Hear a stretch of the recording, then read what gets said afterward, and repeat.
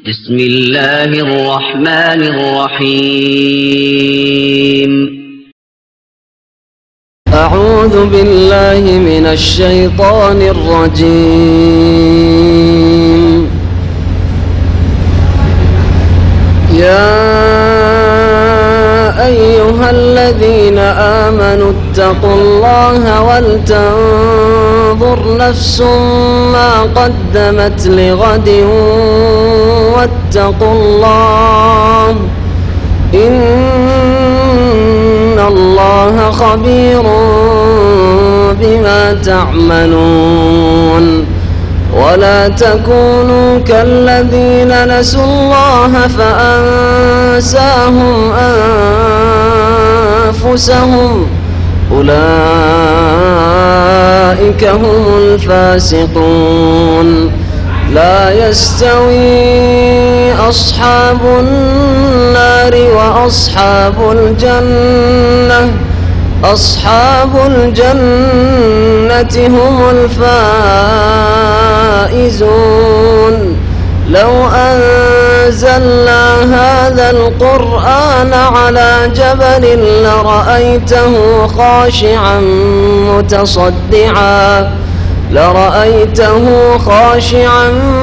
متصدعا من خشية الله وتلك الأمثال نضربها للناس لعلهم يتفكرون. السلام عليكم ورحمة الله وبركاته. إن الحمد لله نحمده ونستعينه ونستغفره ونعوذ بالله من شرور أنفسنا ومن سيئات أعمالنا من يهده الله فلا مضل له ومن يضلله فلا هادي له وأشهد أن لا إله إلا الله وحده لا شريك له وأشهد أن محمدا عبده ورسوله صلى الله تعالى عليه وعلى آله وصحبه وسلم تسليما كثيرا أما بعد فأعوذ بالله من الشيطان الرجيم بسم الله الرحمن الرحيم يا أيها الذين آمنوا أنفقوا من طيبات ما كسبتم ومما أخرجنا لكم من الأرض ولا تيمموا الخبيث منه تنفقون ওয়ালাস্তুম বিআখিযিহি ইল্লা আন তুগমিযু ফীহি। আল্লাহ পাক রব্বুল আলামিনের সমস্ত প্রশংসা যে আল্লাহ পাক আমাদের উপর আমাদের ধন সম্পদে যাকাত ফরজ করেছেন। সালাত এবং সালাম নাযিল নবী মুহাম্মদ রাসূলুল্লাহ সাল্লাল্লাহু আলাইহি ওয়াসাল্লামের উপর, যিনি আল্লাহ পাকের নির্দেশে মুসলিমদের সচ্ছল ব্যক্তিদের থেকে যাকাত নিয়ে মুসলিম সমাজের গরিব দুঃখী অভাবী যারা যাকাতের হকদার তাদের মাঝে ভালোভাবে সুন্দরভাবে বন্টন করেছেন। আল্লাহ পাক যে নির্দেশ তাকে দান করেছিলেন, তুখাযু মিন আগনিয়াইহিম ফাতুরাদ্দু আলা ফুকারাইহিম, এই যাকাত বিত্তবান সচ্ছল ব্যক্তি যারা পয়সাওয়ালা তাদের কাছ থেকে নেওয়া হবে, ফাতুরাদ্দু আলা ফুকারাইহিম, আর মুসলিম সমাজের সচ্ছল ব্যক্তিদের কাছ থেকে নিয়ে তাদের ফকির, তাদের অভাবী, তাদের অসহায় যারা তাদের মাঝে বিতরণ করে দেওয়া হবে। এ হচ্ছে যাকাত, যে যাকাত দ্বারা আল্লাহ পাক মুসলিম সমাজের আর্থিক সমস্যার সমাধান করেছেন। যাকাতের ফজিলত, যাকাত দিলে লাভ হয়, যাকাত না দিলে ক্ষতি হয়, দুনিয়া আখিরাতের ঈমান আমল নষ্ট হয়, জাহান্নামের সম্মুখীন হইতে হবে। দুনিয়াতে আল্লাহ পাক ধন সম্পদ থেকে বরকত শেষ করে দেবেন, বরকত ছিনিয়ে নেবেন। এই বিষয়গুলি গত 2 দিন আগে আলোচনা করা হয়েছে। আজকে যাকাত কোন কোন ধন সম্পদে ফরজ, এই অল্প সময় আপনাদের সামনে পেশ করব, যাতে করে অধিকাংশ মানুষরা এই রমজান মাসে যাকাত দিয়ে থাকেন। এটা কোনো শরীয়তি বিষয় নয়। শরীয়তের বিধান হচ্ছে যখন বছর পুরা হবে, আপনার টাকা পয়সা বা আপনার যেসব সম্পদ আছে সেগুলির বয়স যখন 1 বছর হবে তখনই যাকাত ফরজ। উদাহরণস্বরূপ যদি মহরম মাসে আপনার প্রথম টাকা পয়সা এসে থাকে, তাহলে আগামী মহরম যখন আসবে তখন আপনার যাকাত ফরজ হবে। এই রকমভাবে যাকাত বছরে একবার ফরজ হয় অধিকাংশ ধন সম্পদগুলিতে। একমাত্র ব্যতিক্রম খাদ্যদ্রব্যে যখন কেটে মেরে নিয়ে আসা হয় তখনই তার উপর যাকাত বা অসুর ফরজ হয়। যাকাত যেসব ধন সম্পদে আল্লাহ পাক ফরজ করেছেন সেগুলি 4 ভাগ অথবা 5 ভাগ করা যেতে পারে। স্বর্ণ আর চাঁদিকে যদি এক জায়গায় করে দেন, আর ওর মধ্যেই সামিল হচ্ছে টাকা পয়সা, কারেন্সি যে কোনো দেশের হোক না কেন, এগুলো সব এক করে দেন, তাহলে 4 ভাগ হবে। আর যদি স্বর্ণ আলাদা, কারণ তার নিসাব আলাদা, সোনা আলাদা, আর চাঁদি আলাদা, রূপা আলাদা, তাহলে 5 ভাগে ভাগ করা যেতে পারে। এইভাবে জাকাত আমরা বলতে পারি যে 5টি জিনিসে বা 5 রকমের সম্পদে জাকাত ফরজ। প্রথম যে সম্পদে জাকাত ফরজ সেটা হচ্ছে খাদ্যদ্রব্য, ফসল বা ফলমূল। ফসল বা এমন ফল যেই ফলগুলি বাড়িতে দীর্ঘদিন রাখা যেতে পারে, সেগুলি শুকিয়ে রাখা যেতে পারে। যেমন খেজুর, খেজুর নষ্ট হয় না, বছরকে বছর রাখা যেতে পারে। যেমন এমন ফসল কিশমিশ, আঙ্গুরটা কিশমিশ হয়ে যাওয়ার পরে সেটা রাখা যেতে পারে। এই ধরনের যেসব ফল রয়েছে সেই ফলগুলিতে জাকাত লাগবে। আর যেগুলি ফল, শাকসবজি আসে আর সরে যায়, তাড়াতাড়ি সরে যাবে, নষ্ট হয়ে যাবে, যেমন আম, লিচু ইত্যাদি, এগুলিতে জাকাত নেই। এটা অনেকের জন্য অজানা, এই পার্থক্যটা অনেকে জানেন না। যেসব ফসলে জাকাত রয়েছে আর ওই সব ফলমূলে জাকাত রয়েছে যেগুলি মানুষ নিজেরা বাড়িতে রাখতে পারে বেশ কিছুদিন ধরে বা দীর্ঘদিন ধরে। আল্লাহ পাক রব্বুল আলামিন সূরা বাকারার আয়াত নম্বর 267-তে ইরশাদ করেছেন, ইয়া আইয়ুহাল্লাযীনা আমানু আনফিকু মিন তাইয়্যিবাতি মা কাসাবতুম। হে মুমিন সকল, হে ঈমানদার মানুষেরা, আনফিকু তোমরা খরচ করো, তোমরা ব্যয় করো, তোমরা দান খায়রাত করো, তোমরা যাকাত বের করো। ইনফাকের এতগুলি অর্থ। আনফাকা ইউনফিকু মানে ব্যয় করা, খরচ করা। খরচ করা আল্লাহর রাস্তায়, খরচ করা জাকাতের ক্ষেত্রে, জাকাত ছাড়াও দান খায়রাত, এই বিষয়গুলি এর আগে আলোচনা করা হয়েছে। আল্লাহ পাক এখানে বিশেষ করে জাকাতের কথা তুলে ধরেছেন। আনফিকু মিন তাইয়্যিবাতি মা কাসাবতুম, তোমরা যেসব উপার্জন করে থাকো সেসব উপার্জনের পাক যেগুলি, অর্থাৎ হালাল, হালাল যা উপার্জন করে থাকো, আর হালালি উপার্জন করতে, আল্লাহ হারাম উপার্জন করতে বলেননি। এই জন্য আল্লাহ পাক বলে দিচ্ছেন মিন তাইয়্যিবাতি মা কাসাবতুম। আল্লাহ কথা বলেননি যা উপার্জন করো তাতেই জাকাত। মিন তাইয়্যিবাতি মা কাসাবতুম, তোমরা যেসব পাক পবিত্র হালাল উপার্জন করে থাকো, আয় ইনকাম করে থাকো, তাতে তোমাদের জাকাত রয়েছে। আনফিকু, তা থেকে তোমরা ব্যয় করো, আল্লাহর রাস্তায় খরচ করো, জাকাত প্রদান করো। তাহলে যা কিছু মানুষ উপার্জন করে তাতে জাকাত দিতে হবে। এর মধ্যেই শামিল আছে জাকাতের যেগুলি বিভিন্ন সম্পদ, যেগুলিতে জাকাত লাগবে। যা আপনি উপার্জন করেন, আপনি গবাদি পশু নিজের বাড়িতে পোষেন, ছাগল আছে, গরু আছে, উট আছে, গৃহপালিত পশু, এগুলি আপনি উপার্জন করেন। মিন তাইয়্যিবাতি মা কাসাবতুম। ব্যবসা করেন আপনি, ব্যবসায়ী সামগ্রী, আবার দোকানপাটের ব্যবসা আছে, শোরুম আছে, তাতে অনেক আপনার গাড়ি রাখা আছে অথবা অন্য কোনো সামান রাখা আছে, এগুলি থেকে আপনি উপার্জন করছেন, সুতরাং এগুলিতে জাকাত আছে। আপনি চাকরি করে উপার্জন, মিন তাইয়্যিবাতি মা কাসাব, চাকরি করে আপনি উপার্জন করছে, উপার্জন করার পরে খরচ খরচা করে আপনার পরিবার চালিয়ে বেঁচে থাকছে, পয়সাগুলি ব্যাংকে জমা থাক অথবা বাড়িতে জমা থাক, যেখানে জমা থাক না কেন জমা থাকছে, তাহলে তাতে জাকাত লাগবে। মিন তাইয়্যিবাতি মা কাসাবতুম, যা তোমরা উপার্জন করো হালাল, তা হতে তোমরা ব্যয় করো, মানে জাকাত দাও। আর বিশেষ করে আল্লাহ পাক আর একটি বিষয় উল্লেখ করেছেন তারপরে, ওয়া মিম্মা আখরাজনা লাকুম মিনাল আরদ, আর তোমাদের জন্য যা আমি এই ভূমি থেকে, জমিন থেকে বের করে থাকি, উদ্গত করি। জমিন থেকে যে ফসল আদি উৎপন্ন হয়, এই ফসলে, এই ফলে কি রয়েছে জাকাত, তা থেকেও ব্যয় করো। আল্লাহ পাক রব্বুল আলামিন তাহলে বিশেষভাবে আরো ক্লিয়ার করে দিলেন যে জমি থেকে যা উৎপাদিত হয়ে আসে, গম হোক আর জব হোক আর আপনার ডাল জাতীয় জিনিস হোক আর আপনার চাল হোক, ধান হোক, যা কিছু হোক না কেন, যেগুলি খাদ্যদ্রব্য, ওয়া মিম্মা আখরাজনা লাকুম মিনাল আরদ, এই ভূমি থেকে, জমিন থেকে যা তোমাদের জন্য আমি উদ্গত করে থাকি, তোমাদের জন্য উৎপাদিত হয়ে থাকে, সেগুলিতে তোমরা যাকাত দাও, সেগুলি থেকে ব্যয় করো। আল্লাহ পাক রব্বুল আলামিন সূরা আনামের একটা ছোট্ট অংশে, আয়াতের 141 নম্বর আয়াত, সে আয়াতের একটা অংশ বলছেন ওয়াতু হাক্কাহু ইয়াওমা হাসাদিহি। এই যে ফসলের যাকাত আর ফলের যাকাত, খেজুর পেড়ে নিয়ে আসলেন, অথবা আপনি কিশমিশ তৈরি করলেন, আপনি ধান মেড়ে নিয়ে আসলেন, গম মেড়ে নিয়ে আসলেন, আপনি আপনার বুট ইত্যাদি যা আছে, যে কোনো ফসল হতে পারে, যা কেটে মেড়ে নিয়ে আসলেন, এগুলির যাকাত কখন দিতে হবে? বছরে একবার না, বছরে একবার না। আল্লাহ পাক এই আয়াতে ক্লিয়ার করে দিচ্ছেন এই বিষয়টিকে, ওয়াতু হাক্কাহু ইয়াওমা হাসাদিহি। তোমরা খাদ্যদ্রব্য ফসলের আর ফলের হক দিয়ে দাও ইয়াওমা হাসাদিহি, কেটে মেড়ে নিয়ে আসার দিন। হাসাদা ইয়াহসাদ মানে কাটা, যে ধান গম কাটে চাষিরা গিয়ে জমিতে, এটাকে হাসাদ বলা হয়। কেটে নিয়ে আসার পরে মাড়া হয়। এই কেটে মেড়ে যেই দিন তোমার ঘরে ধান ঢুকলো, গম ঢুকলো, ফসল ঢুকলো, সেই দিনে তার হক দিয়ে দাও।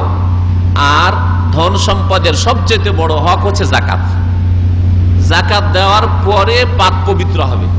যাকাত না দিয়ে যদি আপনার ওই ধন সম্পদ বাপ মাকে খাওয়িয়ে দেন, তো আপনি যেন হারাম ধন সম্পদ খাওয়াইলেন বাপ মাকে।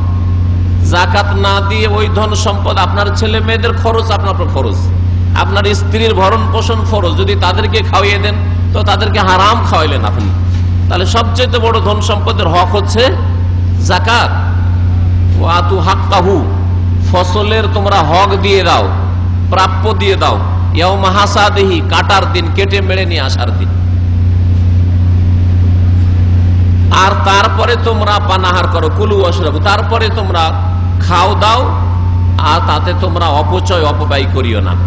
সম্মানিত ভাতৃমণ্ডলী, তাহলে এই আয়াত প্রমাণ করে, বা এই দুটি আয়াত, এই আয়াতগুলি প্রমাণ করে যে ফসলে ফলে যাকাত রয়েছে। যাকাত ছাড়া ফসলে বা ফলে একটা হক আর রয়েছে, যেটা আমাদের মনে রাখতে হবে, কারণ আমাদের অধিকাংশ লোকের চাষাবাদ দেশে আছে। সেটা হচ্ছে যেই দিন আপনি কাটা মাড়া করবেন, যেদিন আপনি ফল পেড়ে নিয়ে আসবেন গাছ থেকে, যেমন আম বাগান থেকে আম পেড়ে নিয়ে আসছেন, লিচুর বাগান থেকে লিচু পেড়ে নিয়ে আসছেন, যে কোনো ফল হোক না কেন, ফল আপনি গাছ থেকে পেড়ে নিয়ে আসছেন, সেই দিন এলাকার বা গ্রামের ফকির মিসকিন, অথবা যাদের হয়তো আম বাগান নেই, ওদের ছেলেরা হাজির হয়েছে। দেখা যায় না এরকম দৃশ্য? হাজির হয়েছে, ওদেরকেও খাওয়াতে হবে। এটা হচ্ছে ফসল থেকে হক, এটা হচ্ছে ফলের হক, এটা হকও খেয়াল রাখতে হবে। আপনি আম বাগান থেকে আম পেড়ে নিয়ে চলে আসলেন, আর গ্রামের ধরেন 5টা লোকের হয়তো আম বাগান আছে, আর বাকি কারো আম বাগান নেই, ছেলেরা তাকিয়ে আছে, ওদের খেতে পাচ্ছে না, পয়সা নাই যে কিনে খাবে গরিবের ছেলেরা, অথবা একটু হয়তো সচ্ছল কিনে খেতে পারবে, তারপরেও একটা আশা আছে যে গ্রামের লোকের যখন আম বাগান তো একটা দুটা খেতাম, এই যে আশা আছে। তুমি তাদের আশাকে নিরাশায় পরিণত করলে, একেবারে খেতে দিলে না, এটা কৃপণের পরিচয়। লিচু পেড়ে নিয়ে এলো, আম পেড়ে নিয়ে আসলো, আরো কিছু পেড়ে নিয়ে আসলো, কিন্তু গ্রামের লোককে খেতে দিল না, এটা ভালো কাজ নয়। এইরকম করার কারণে একটা প্রাচীন যুগে ঘটনা ঘটেছিল ইয়ামান দেশে, যাদের বাগানওয়ালার ঘটনা বলে তাদের ঘটনা খুব প্রসিদ্ধ রয়েছে। ইন্না বালাউনাহু কামা বালাউনা আসহাবাল জান্নাহ, আল্লাহ পরীক্ষায় ফেলে দিয়েছিলেন তাদেরকে, যে বাপ তো খুব ভালো মানুষ ছিল, বাপ বাগানে যখনই বাগান থেকে সেই ফলমূল পেড়ে নিয়ে আসতো বা কেটে নিয়ে আসতো, তখন সেগুলি থেকে 3 ভাগ করে 1 ভাগ গরিব মিসকিনকে দিয়ে দিত। যদিও 3 ভাগ করা জরুরি নয়, প্রয়োজনে বেশি দেন, আপনি প্রয়োজনে কম দেন, কিন্তু সে প্রাচীন যুগের ঘটনা এরকম করতো। ছেলেরা খুব চালাক চতুর, আজকালকার মানুষের মতো। আজকালকার মানুষ দুনিয়ার ক্ষেত্রে খুব চালাক চতুর, কিন্তু দিনের ক্ষেত্রে গাফিল। আজকে আসরের নামাজে আমার সিঁড়িতে 2টো বাংলাদেশি, আমার সিঁড়িতে, বাসার সিঁড়িতে 2টো বাংলা ওপর দিকে উঠতে দেখলাম। কিছু বললাম না, যে এখন একামত হয়নি, যাক, নেমে গেলাম। মসজিদ থেকে নামাজ পড়ে আসি, গাড়ির কাছে এসেছি, আবার নেমে নিচে বসে আছে। তো বলে সালাম আলাইকুম, ওরে সালাম দিলাম, সালাম আলাইকুম, ওয়ালাইকুম সালাম, কেমন আছে? ভালো আছে। মুসলমান? বলছে হ্যাঁ মুসলমান। বলছে নামাজ পড়লেন? হাহা লাদ্রি, এখনই হাহা লাদ্রি, কবরেও হাহা লাদ্রি, আর জাহান্নামে যাবে ইনশাআল্লাহ। এইরকম যদি অবস্থা মুসলিমদের থেকে যায়, তাই বললাম জাহান্নাম বলে একটু ভয় লাগে না? রমজান মাসে, রমজান মাসে সিঁড়ি চললেন, ওই 1-2টা রিয়াল কারো কাছে পাবেন, কোনো বাসা ক্লিন করবেন অথবা সিঁড়ি ক্লিন করবেন অথবা কিছু করবেন, বা কারো কাছে পাওনা দাওনা আছে, হ্যাঁ ওর জন্য অপেক্ষা করছি। বলে নামাজটা পড়ে এসে অপেক্ষা করা যেত না? নামাজের আগে উঠলেন, আবার নামলেন, আর এখানে বসে আছেন রোদে, নামাজটা পড়ে আসতেন, দুনিয়া আখেরাত সুখী হতো, আর জান্নাত পাওয়ার আশা করা যেত। রমজানের মতো মাসে না রোজা না নামাজ, আর 1-2 রিয়ালের জন্য সিঁড়িতে বসে আছেন, 1-2 রিয়ালের জন্য সিঁড়িতে বসে আছেন। এই জিন্দগি ঠিক, এই জিন্দগি, এইরকম জিন্দগি যাতে করে কোনো মুসলিমের, কোনো মানুষের না হয় যে পয়সার জন্য খুব চালাক। ইয়ালামুনা যাহিরাম মিনাল হায়াতিদ দুনিয়া, দুনিয়া সম্পর্কে যথেষ্ট বুঝে, কোথায় পয়সা আছে, কোথায় রিয়াল ডলার আছে, কোথায় কি আছে, পেট কোথায় পুরা হবে, পেটের পূজা কোথায়, সব বুঝে। ওহ মানিল আখিরাতে গাফেলুন, আর আখিরাতে কত গাফেল। নামাজ পড়ে আসতে 1 আনা পয়সা লাগবে না, কিন্তু দুনিয়া আখিরাত সুখী হয়ে যাবে। আল্লাহ পাকের রহমত জীবনে নেমে আসবে, আল্লাহ পাকের বরকত ছেলে মেয়েদের উপর নেমে আসবে, আল্লাহ পাকের বরকত বিবি বাচ্চার উপর নেমে আসবে, আল্লাহ পাকের বরকত ধন সম্পদের উপর নেমে আসবে।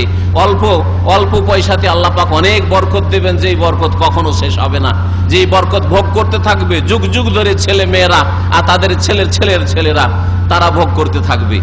কিন্তু আপনার এই হারাম পয়সা, নামাজের সময় পয়সার জন্য ধর্ণা দেওয়া, নামাজের সময় দুনিয়ার কাজ করা, ইবাদত বন্দেগীর সময় আল্লাহর ইবাদত ছেড়ে দিয়ে পেট পূজা করা, আল্লাহ পাক এই জিন্দেগিতে কখনো বরকত দেবে না। সে মুসলিম হোক আর কাফের হোক, আল্লাহ কখনো বরকত দেবে না, মনে রাখেন ভালো করে।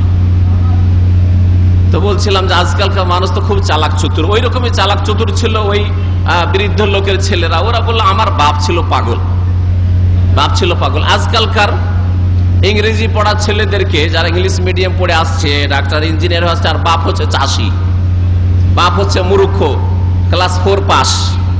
কথা বুঝতে পারছেন না? বাপ বেশি পড়া না, বাবা হচ্ছে হুজুর, আর ছেলেদেরকে ডাক্তার ইঞ্জিনিয়ার বানিয়ে ফেলেছে।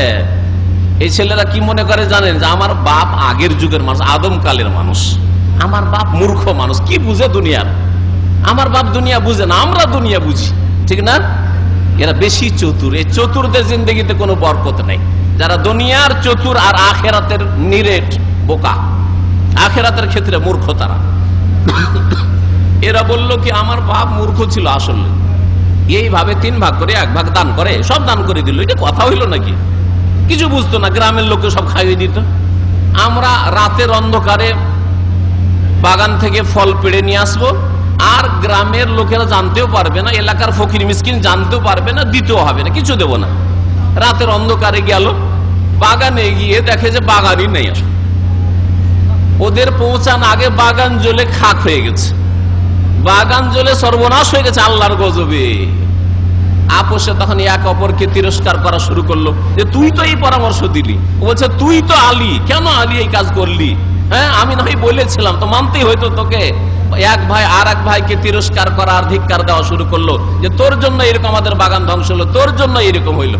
তো বেশি চালাক চতুর হইলে, পেট পূজা করলে আর পেটের জন্য ছুটলে, নামাজ রোজা বাদ দিয়ে পেটের জন্য ছুটেন, নামাজটা শেষ হয়ে গেলে অসুবিধা নেই। নামাজটা শেষ হয়ে গেছে, পেটের জন্য খুব ছুটেন। হ্যাঁ 5 ওয়াক্ত নামাজটা পড়ে খুব ঘুম দেন, অসুবিধা নেই। 5টা ওয়াক্ত ঠিক টাইমে নামাজ পড়ে নিয়ে খুব ঘুম দেন আর খুব কাজ করেন, অসুবিধা নেই। কিন্তু আপনি পেট পূজা করবেন, শরীর পূজা করবেন, আর শরীরকে ঘুম দিয়ে আরাম দেবেন, আর ইবাদত বন্দেগী ত্যাগ করবেন, ফরজে আপনি গাফিলতি করবেন, আল্লাহ পাক এই জিন্দেগিতে কোনো বরকত রাখেন। দেখছেন কত লোক উপরে উঠছে, আবার হঠাৎ করে নেমে যাচ্ছে। তো বলছিলাম যে আল্লাহ পাকের যাকাত দিতে হবে, তার সাথে সাথে এলাকার গরিব মিসকিন আরো অন্য লোকেরা রয়েছে, তাদের হক রয়েছে। এই ছিল ফসলে বা ফলে যাকাত। এরও একটা নির্ধারিত পরিমাণ নেশাব রয়েছে, সময়ের স্বল্পতার জন্য আর নেশাবের আলোচনা খুব বিস্তারিত করছি না। নবী করিম সাল্লাল্লাহু আলাইহি ওয়াসাল্লামের একটি হাদিস শুধু বলে দিই, না হলে অসম্পূর্ণ। নবী সাল্লাল্লাহু আলাইহি ওয়াসাল্লাম বলেছেন 300 সা লাগবে। আর 1 সা হচ্ছে আপনার 2.5 থেকে 3 কেজি। যদি 2.5 কেজি হয় তাহলে কত হবে? 750 হয়ে যাবে, তাই না? তো মোটামুটি 750 কেজি। 750 কেজি যদি আপনার ফসল হয় বা একটা ফল হয়, তাহলে তাতে যাকাত। আপনার ধান 750 কেজি হয়েছে, তাহলে আপনাকে যাকাত ওসুর দিতে হবে। সেচ করা যদি হয় তাহলে 20 মণে 1 মণ। আজকালকার অধিকাংশ ফসল সেচ করা, বিনা সেচে যদি হয় তাহলে ওসর, ওসর মানে 10 ভাগের 1 ভাগ, 10 মনে 1 মণ দিতে হবে। এটা হচ্ছে ফসলের জাকাত। আর দ্বিতীয় জাকাত হচ্ছে স্বর্ণের জাকাত। স্বর্ণের জাকাত দিতে হবে। স্বর্ণের নিসাব সম্পর্কে নবী করিম সাল্লাল্লাহু আলাইহি ওয়াসাল্লাম বলছেন যে 20 মিসকাল বা 20 দিনার, যেটাই মিসকাল ওটা হচ্ছে দিনার। 20 দিনার যদি কারো কাছে থাকে স্বর্ণ গোল্ড, তাহলে তাতে জাকাত রয়েছে। 20 দিনার সমান হচ্ছে প্রায় কত গ্রাম? বলতে পারেন কত গ্রাম? 85 গ্রাম। ভরিতে কত হবে? 7.5 ভরি। 7.5 ভরি স্বর্ণ গোল্ড যদি কারো কাছে থাকে তাহলে তাতে জাকাত দিতে হবে। সেই গোল্ড ব্যবহারের গোল্ড হোক, জেওয়ার অলংকার হোক, অথবা এমনি হোক, বিস্কিট হোক, আর কিছু হোক, যে কোনো আকারে হোক না কেন, কাঁচা হোক পাকা হোক, যেইভাবে হোক না কেন জাকাত দিতে হবে। যে ব্যবহৃত স্বর্ণ তাতেও প্রতি বছর জাকাত দিতে হবে। এটাই হচ্ছে সাবধানতা, আর এটাই হচ্ছে একজন মুত্তাকি পরেজগারের আমল। নিজেকে রিস্কে রাখবে না, নিজেকে ঝুঁকিতে রাখবে না। আজকাল কিছু সুবিধাবাদীরা আছে, ফতোয়া দিচ্ছে, হালকা ফতোয়া, অথচ ইমানের হেফাজত হচ্ছে নিজেকে সেভ করা, সবসময় জাহান্নাম থেকে নিজে বাঁচাবার জন্য চেষ্টা করা। আল্লাহ পাক লা তাকরাবু যিনা, জিনার কাছেও যেও না, কাছে যেতে নিষেধ করেছেন, তাই না? তো ওই রকমই যেখানে ইখতিলাফ আছে, আপনাকে ইমান বাঁচাবার চেষ্টা করতে হবে। স্বর্ণের জাকাত যদি ব্যবহৃত হয় তবুও জাকাত দিয়ে দিলে আল্লাহর কাছে আপনি মুক্ত হয়ে গেলেন। আল্লাহ পাক আর জিজ্ঞাসা করবেন না যে তুমি জাকাত কেন দাও না। কিন্তু যদি হালকা ফতোয়া নিয়ে যেটা ব্যবহার করা হয়, না দিলেও চলে, দিলেন না, আর কিয়ামতের দিন আল্লাহর কাছে যদি এই জিজ্ঞাসা হয়ে যায় যে তোমার তো ব্যবহারের স্বর্ণ ছিল তোমার বিবির 7.5 ভরির বেশি ছিল, কেন জাকাত দাওনি, কি জবাব দেবে? তাহলে জাহান্নামে যেতে হবে। আপনার বিবিকে জাহান্নামে যেতে হবে, আপনাকেও জাহান্নামে যেতে হবে, কারণ আপনি অভিভাবক। সেই জন্য ব্যবহৃত স্বর্ণ হোক আর এমনি স্বর্ণ হোক, স্বর্ণতে জাকাত দিতে হবে। এটা হচ্ছে সঠিক মত। কতটা দিতে হবে স্বর্ণে আর চাঁদিতে ওই রকমই, সেটা হচ্ছে শতকরা 2.5%। 100 টাকায় 2.5 টাকা। 100 ভরিতে 2.5 ভরি, 40 ভরিতে 1 ভরি, 40 টাকায় 1 টাকা, যেটাকে আরবি ভাষা রবুল ওশর। তাহলে জাকাতের সিস্টেমটা কত সুন্দর। জাকাত যদি বিনা সেচের ফসল হয় তো 10 ভাগের 1 ভাগ, সেচ করা যদি হয় তো 20 ভাগের 1 ভাগ, আর স্বর্ণ চাঁদি যদি হয় তাহলে 40 ভাগের 1 ভাগ। কত সুন্দর। আল্লাহ পাক রব্বুল আলামিনের হিকমত এই জাকাতে রয়েছে যে কোনটাতে বেশি দেওয়ার প্রয়োজন, কোনটাতে একটু কম হওয়ার প্রয়োজন, কোনটাতে আরো কম হওয়ার প্রয়োজন। আল্লাহ পাক মানুষকে সৃষ্টি করেছেন, মানুষের জন্য ধন সম্পদের নিয়ামত আল্লাহ পাক সৃষ্টি করেছেন, আল্লাহ পাক ওইভাবে জাকাত ফরজ করেছেন। 10 ভাগের 1 ভাগের টাকা পয়সা স্বর্ণ চাঁদিতে ফরজ করেনি যে 10 টাকা হইলে 1 টাকা দিতে হবে, 40 টাকা হইলে 1 টাকা দিতে হবে। কিন্তু যদি ধান হয়, গম হয়, আর বিনা সেচের হয়, তাহলে 10 মণে 1 মণ দিতে হবে। সেচ করা হলে 20 মণে 1 মণ দিতে হবে। এইভাবে আল্লাহ পাক রব্বুল আলামিন জাকাত ফরজ। তাহলে নেশাবটাও জানলেন। আর পরিমাণ হচ্ছে 40 টাকায় 1 টাকা দিতে হবে, 40 ভরিতে 1 ভরি দিতে হবে স্বর্ণে। 20 দিনার বা 20 মিসকাল সমান বলে দিলাম যে 85 গ্রাম বা 7.5 ভরি হয়ে গেল। তাহলে সংক্ষেপে এই স্বর্ণের কথা বললাম। আর একটি হচ্ছে 3 নম্বর চাঁদি বা রূপা, যেটা সিলভার। চাঁদি বা রূপা, এই চাঁদি রূপায় জাকাত ফরজ রয়েছে। আর চাঁদি রূপার বিকল্প হিসাবে আজকালকার কাগজের নোট টাকা এসেছে। সুতরাং কাগজের টাকা, সে রিয়াল হোক আর ডলার হোক আর বাংলাদেশি টাকা হোক, যে কোনো দেশের কারেন্সি হোক না কেন, তার নিসাব স্বর্ণে ধরবেন না, কখন এই ভুল করবেন না। অনেক মৌলভী সাহেবরা, হুজুররা, মুফতিরা ফতোয়া দিতে গিয়ে ভুল করে, আর নিজেও গুমরাহ হয়, অন্যদেরকে গুমরাহ করে। সারা পৃথিবীতে ব্যাপক হারে টাকা, যখন এই এর টাকা ছিল, যখন এই কাগজের টাকা আসেনি, আজকে থেকে 300 বছর আগে ধরেন, 250-300 বছর আগে, যখন কাগজের টাকা ছিল না, তখন চাঁদির টাকা চলতো, স্বর্ণের টাকা তেমন চলতো না, খুব সীমিত ছিল। বিশেষ বিশেষ লোকের কাছে হয়তো স্বর্ণ মুদ্রা থাকতো, দিনার যেটাকে বলা হয়। কিন্তু দিরহাম, স্বর্ণ, রৌপ্য মুদ্রা ব্যাপক আকারে সারা পৃথিবীতে ছড়িয়েছিল। কিন্তু বোঝা, অল্প কিছু টাকা হলে পকেট ভারী হয়ে যাবে, তারপর চোর ডাকাতে দেখতেও পাবে, ঝুঁকি আছে, এই চিন্তা ভাবনা করে যেন ওই চাঁদির বিকল্পে কাগজের নোট এক রকমের চেকের মতো। যেমন আজকাল কাগজের নোটকে আবার চেকে, আপনার ট্রাভেল চেক, তারপরে আপনার এই যে আপনার ড্রাফট চেকে পরিবর্তন। 1 লাখ টাকা পাঠাচ্ছেন, একটা চেক দিলে 1 লাখ টাকা দিয়ে আপনি গিয়ে দেশে উঠিয়ে নিলেন, তাই না? ওই রকমই যেন রূপার বদলে প্রথম যখন কাগজের নোটটা আসে এক রকমের চেক ছিল, এটা আসলে টাকা নয়, কাগজ। এ আবার কিসের টাকা? ওইটা ওই রূপার এগনিস্টে এসছে, এক রকমের চেক। এই জন্য জাল হইলে যতই সুন্দর প্রিন্ট হোক, জাল টাকা হইলে একটু কিছু পাবেন না, বরং জেল খাটতে হবে, তাই না? কারণ এই কাগজের কোনো মূল্য নেই যদি জাল হয়ে যায় সরকারের কাছে। ওই রকমই ভালো কাজ শুধু ভালো লাগলে হবে না, ওর কোনো মূল্য নেই যদি সেটা জাল হয়ে যায়, নবী করিম সাল্লাল্লাহু আলাইহি ওয়াসাল্লামের ইসলাম না থাকে। বিদাতি কাজ করে কাজ হবে না, বিদাতি কাজ করবে না। যে কোনো আমল করবেন নবী করেছেন কিনা দেখার চেষ্টা করবেন। নবী করিম সাল্লাল্লাহু আলাইহি ওয়াসাল্লাম এইরকম ইবাদতবন্দি করেছেন কিনা, এইরকম জিকির আজকার করেছেন কিনা, এই তরিকা তার নামাজের ছিল কিনা, এটা সবসময় দেখার চেষ্টা করবেন। না হলে জাল হয়ে যাবে, নামাজ জাল হয়ে যাবে, রোজা জাল হয়ে যাবে। নাওয়াই তানাসুম আগাদান, রোজা জাল হয়ে যাবে। নাওয়াই তানুসাল্লি, নিয়ত পড়বেন, জায় নামাজের দোয়া পড়বেন, নামাজ জাল নামাজ হয়ে যাবে। জাল নামাজ আল্লাহর কাছে কবুল হবে না।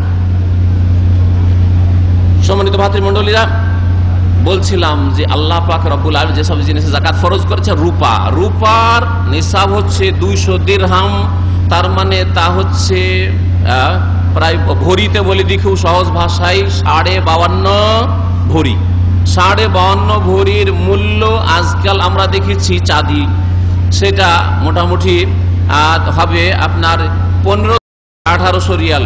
তো একটু সতর্কতায় ধরেন, 1500 রিয়াল যদি আপনার কাছে থাকে, বা 1500 রিয়ালের সমান মোটামুটি কত আর হবে বাংলাদেশি টাকার 30-35 হাজার টাকা হবে। 30-35 হাজার টাকা যদি আপনার কাছে বাংলাদেশি টাকা থাকে, অথবা 1500 রিয়াল আপনার কাছে যদি থাকার 1 বছর ধরে এর নিচে নামেনি, ওপরেই থেকেছে, 1500 ওপরে থেকেছে, তাহলে আপনার ওপর যাকাত ফরজ হয়ে আছে। চাঁদি নেই কিন্তু আপনার কাছে টাকা আছে, রিয়াল আছে, কিছু রিয়াল আছে, কিছু বাংলাদেশি টাকা আছে, কিছু ডলার আছে, সব মিলিয়ে 1500 রিয়ালের সমান হয়ে যাবে, তাহলে আপনার উপর যাকাত ফরজ হয়ে আছে। 40 টাকায় 1 টাকা আপনি যাকাত দেবেন। এইভাবে প্রত্যেকে যাকাত আদায় করবেন, তাহলে আল্লাহর কাছে জবাবদেহি করতে পারবেন এই ফরিজা সম্পর্কে। 3টি জিনিস বললাম। 4 নম্বর হচ্ছে ব্যবসায়ী সামগ্রী। ব্যবসায়ী সামগ্রীতে যাকাত আছে। ব্যবসায়ী সামগ্রীর যাকাত হচ্ছে এই চাঁদির বা টাকা পয়সার যাকাতের মতো। আপনার দোকান আছে, একটা মুদিখানার দোকান, বা আপনার আর কোনো দোকান আছে, দোকানে যতগুলি মাল সামান আছে হিসাব করেন। এখন যেই সময়ে যাকাত দেবেন, যেই সময় দোকান খুলেছেন তখন থেকে শুরু করে 1 বছর, 1 বছর হলে আপনি হিসাব করেন যত টাকার সামান এতে আছে। হয়তো ঢুকিয়েছিলেন 50,000 টাকার, আর এখন হয়ে গেছে 5 লাখ টাকা। এই 5 লাখ টাকাই যাকাত দিতে হবে। 1 বছর আগে যখন ইনভেস্ট করেছিলেন তখন ছিল 50,000 বা 1 লাখ। এখন আপনার দোকানের মাল সামান হিসাব করলে দেখা যায় 10 লক্ষ টাকা, তাহলে 10 লক্ষ টাকারই যাকাত দিতে হবে। এটা হিসাব করলে হবে না যে এই তো এই সবগুলি ইনকাম তো 1 বছর হয়নি, না। আপনার যেহেতু 50,000 মানে নেশাবের আগে যখন ঢুকান তখনই নেশাবের ওপরে ছিল, সুতরাং 1 বছর পরে যত টাকা হবে আপনার, কোটি কোটি টাকা হইলেও তাতে আপনাকে যাকাত দিতে হবে। ব্যবসায়ী সামগ্রীতে যাকাত দিতে হবে। গাড়ি যেগুলি রাস্তায় চলছে, ভাড়ার গাড়ি, সেগুলিতে যাকাত লাগবে না। ভাড়ার বিল্ডিং এ যাকাত লাগবে না, কিন্তু ব্যবসায়ীর বিল্ডিং যদি তৈরি থাকে, ব্যবসায়ী গাড়ি যেমন শোরুমগুলি রয়েছে বিভিন্ন কোম্পানির, জিএমসি কোম্পানি, তারপরে আপনার এই কিয়া ইত্যাদি, নিসান, এইসবের এই শোরুম রয়েছে, এদেরকে যাকাত দিয়ে প্রত্যেকটা গাড়ির হিসাব করে এদেরকে সম্পূর্ণ যে অ্যামাউন্ট আছে তাতে যাকাত দিতে হবে। সংক্ষেপে আর একটা যাকাতের কথা বলি, যেটা আজকাল হয়তো আমাদের প্রয়োজন নেই, তারপরে জেনে রাখা ভালো। 5 নম্বর, সেটা হচ্ছে গবাদি পশুতে যাকাত রয়েছে, গৃহপালিত পশু। আর তা হচ্ছে কোরআন হাদিসের আলোকে নবী করিম সাল্লাল্লাহু আলাইহি ওয়াসাল্লাম যেগুলি থেকে যাকাত নিয়েছেন, বকরি, ছাগল, বকরি যতগুলি, বকরি হোক মানে বকরি খাসি, অথবা মেষ ভেড়া ভেড়ি হোক, অথবা দুম্বা হোক, এই সবগুলি হচ্ছে গানাম। আর উটে যাকাত রয়েছে। আর গরু, আর গরুরই অন্তর্ভুক্ত হচ্ছে মহিষ। হয়তো এমনও দেশ আছে যেই দেশে মহিষ পুষে, গরু পুষে না, তাহলে মহিষেও যাকাত আছে। কিন্তু এগুলির জন্য শর্ত হচ্ছে যে চারণভূমিতে বছরের অধিকাংশ সময় চড়বে, চড়ে খায়, মাঠে চড়ে খায়, এইরকম যদি হয় তাহলে তাতে যাকাত রয়েছে। সংক্ষেপে জাকাতের মোটামুটি আলোচনা করলাম। সময় এখন শেষের দিকে। জাকাত কাকে দেওয়া যাবে এই মর্মে একটি আয়াত রয়েছে, আপনাদেরকে বলে দিই। সূরা তওবার আয়াত নম্বর 60, শুধু 60। ইন্নামা সাদাকাতুল লিল ফুকারা, আল্লাহ পাক বলছেন যাকাত সাদকা ফকিরদের জন্য। ফকির বলে যারা একবারে অসহায়, একদিনেরও খাবার নেই তাদের কাছে। ওয়াল মাসাকিন, মিসকিন যাদের কাছে আছে কিছু খাবার কিন্তু পুরো প্রয়োজন মিটে না তাদের, মিসকিন। ওয়াল মাসাকিন ওয়াল আমিলিন আলাইহা, আর যারা সরকারের পক্ষ থেকে অথবা কোনো সংস্থার পক্ষ থেকে যাকাত আদায় করা, যাকাত বন্টন করার দায়িত্বে নিয়োজিত আছে আর নিজের ফুল টাইম তাতে দিচ্ছে। ধরেন 8 ঘন্টা একটা লোক ডিউটি করে, 8 ঘন্টা সে যাকাত বিতরণ করে বা যাকাত কালেকশন করে, তাহলে তো তার সময়টা যথেষ্ট সময় তাতে লেগে যাচ্ছে। বাকি রুজি রোজগার ছেলে মেয়ের জন্য কখন করবে? এই জন্য ওয়াল আমিলিন আলাইহা আল্লাহ পাক বলছেন। ওয়াল মুআল্লাফাতি কুলুবিহিম, আর যদি কেউ নিউ মুসলিম হয় তাহলে যাকাত দেওয়া যাবে তাকে, অথবা নিউ মুসলিম হয়নি কিন্তু কিছু পয়সা দিলে ইসলামের দিকে আকৃষ্ট হবে, অথবা ইসলামের কট্টর শত্রু, ইসলামের দুশমন, তার দুশমনিটাকে ঠান্ডা করার জন্য কিছু যাকাত দেওয়া যাবে। এরা হচ্ছে ওয়াল মুআল্লাফাতি কুলুবিহিম ওয়া ফির রিকাবি, আর স্বাধীন হওয়ার জন্য। আজকাল গোলামির যুগ নেই, কিন্তু কোন নিরীহ মানুষ, নির্দোষী মানুষ যদি জেলে পচে সরে জেলে বন্দী থাকে, তাহলে বন্দীকে মুক্ত করার জন্য যাকাত দেওয়া যেতে পারে, নির্দোষী মানুষকে, অপরাধীদেরকে নয়।